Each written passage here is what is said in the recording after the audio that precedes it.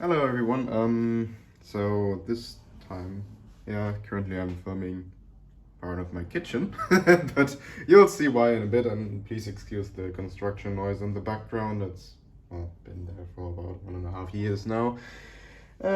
So can't really do much about it, but I still want to make this video. And I'm filming this in my kitchen because it's the best lighting I can get in my little apartment. But I recently bought some helmets, which you can see here,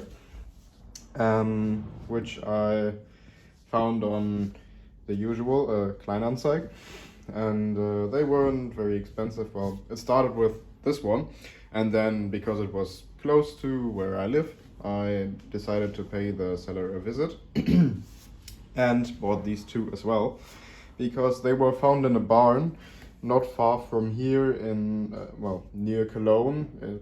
The place is called Hürth, for those who know.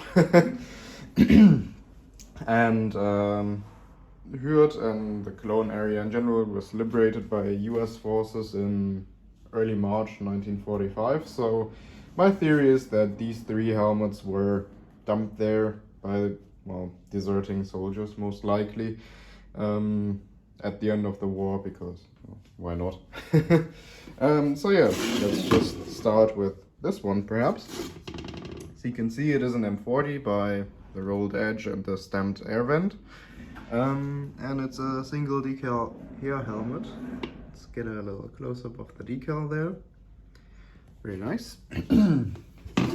So it is pretty rough, I won't deny this fact. But still, it's a nice helmet, and especially the decal for its condition is still pretty nice. Maybe some piece of shrapnel hit here because I don't think it was denazified on purpose, because this ding goes far beyond where the swastika was. It just happened to take it out as well, which is interesting. Let's look at the inside. So you can see we still have a liner band and inner ring, but the leather, I'm pretty sure, has been ripped out by force, because look at how bent the liner band is right here. Right, let me focus. There we are. And right here, because you see that a lot with helmets that were left by soldiers in buildings or whatever. They just, probably because there was a name in the leather, they just went and ripped out the leather instead of taking out the pins, because obviously that's quicker, but also the more dumb option, because it probably still was a lot of work. But anyway, this one is an NS64 and lot number D111, which is interesting. As some of you might know, I tend to check up the lot numbers on the lot number list from German Helmet Vault, because I think it's pretty well done. And there's actually a helmet with the same lot number listed there as well, also as a single decal here, which is nice. So it has a brother that is known anyway. See if I can somehow get you. There we are. You can see some of the stamping there, because this is a fairly uncommon liner band, because the marking looks like the early Schubert marking, as in it's in lines instead of a circle. But the date isn't visible, but it is a steel liner band, and no one really knows how they date. But also maybe have a little look-see at the split pins. You can see, nice and dirty, so this hasn't been fumbled around with. There we go. So I mean, there's not really much more to say about this helmet, so let's carry on to the next one, which I think we'll go with this M40 here. There we are. You can see this one still has a lot more paint. some of you may already know by the look of the air vent, this is most likely an EF, and that is correct. Also a single decal here helmet, but the side with the decal on it has seen the most corrosion from how it was stored, so the decal is almost gone. But yeah, as I said, this area is still very nice. I mean, yeah, pretty much no rust, just wear. So this one actually has a liner, and a nice one at that. I did add this little drawstring so as to keep it in shape, although the leather on this one is very thick. See right here, it's really thick. I have head size 57 and this is a 57 liner, and it doesn't fit me because the leather is too thick, even though this is an original liner. So that's something I never had before. You can't really see the marking here, just very faintly. It's, there we are, it's right there, EF64, with a very long lot number, as you can see here. It's 10047 and something that's not readable. I think it's a 1. Yeah, also the ink stamp here is really nice, very clear. Will be good for my liner production, so I can base current ones, not current, future ones off of this one. The liner itself is a 1940 dated Schubert one.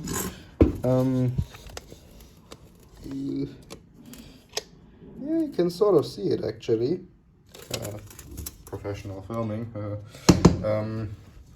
Also the leather is marked B59 on the inside, but I won't fold it over now because that'll be a lot of work. That's the main reason anyway. But yeah, I mean, the inside on this one is really just how you want them, pretty much. See here, also split pins not messed with. You can also see a bunch of dirt here in the liner, which is what we like to see, so we know no one has messed with it. There we are. So yeah, now you may think, oh, you really found 3 pretty much complete helmets in a barn, which is pretty unlikely. But you'll see the, well, little caveat there is with the last one, because, well, you think, well, this is certainly the best one, because just look at the decal. It is pretty much, I don't know, say about 90% there. Yeah, I think that's fair. Maybe 80 to 90%. It just has some small dings and dents.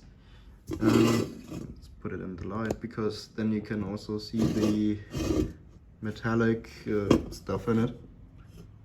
Yeah, maybe like this, because that's always interesting to see with original decals. So obviously here we have an M42. Some of you may have already seen this is probably an ET or CKL helmet by the air vent. Especially this side is pretty nice as far as rust goes. It's really just this area right here that's not that nice. But again, it coincides with the other 2 helmets, so it sure makes sense that these came out of the same barn. Plus, these 3 helmets were not very expensive for what they are. As I said, it started with this one, which was listed for 220 euros, and if you know anything about prices, just the liner would cost you pretty much that, if not more. I mean, I've seen people charge 300 plus euros for a nice liner like this one, which is just completely insane, and I would never pay that much, but I guess some people do, or expect people to. I digress. So yeah, this helmet obviously has quite a lot of wear, which is good to see. I like worn helmets that are in good condition, that is not just rusty crap that people say, oh, look how worn it is, because that's just a bunch of garbage. But yeah, let's look at the inside. Unfortunately, the seller did clean the helmets somewhat aggressively, so you can see some very small scratches here You can also see the marking here, it's a CKL64. You can only see the 64 of the upper stamp, and it's lot number 3073, which would indicate a relatively, well, I guess mid-war M42, made in the first half of 1943. Which also makes sense because the split pins are marked as C, probably 1943. And we also have a very nice and clear dome stamp right here, which says Wehrmachtsbeschaffungsamt, Bekleidung und Ausrüstung, and the bottom line is Abnahmestempel. And I don't know why this part here is left out, because usually it would say Thale/Harz there, as for the place where they were made, of course. But yeah, at least the dome of this helmet is very nice. I don't know what this black stuff is. Maybe some remnants of some oil or something. Hard to say. Probably just sat like this and just dripped in there. But yeah, I'm not quite decided yet if I'm going to put a liner in this one. I think it would make a lot of sense, to be honest, because I mean the outside of the helmet displays very nicely, and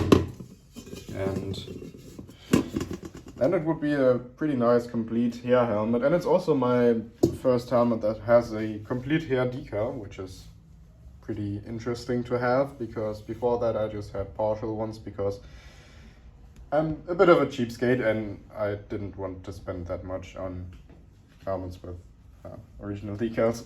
But well, now I got it, and it was not expensive for what it is. I paid for all of these helmets 580 euros, plus I had to drive there twice, so with fuel, let's say about 600. Which is, I think, pretty fair for what this trio is. And it's also good to show, because, as with World War II German things, people think everything has to be perfect and immaculate, and they never made any mistakes in making them.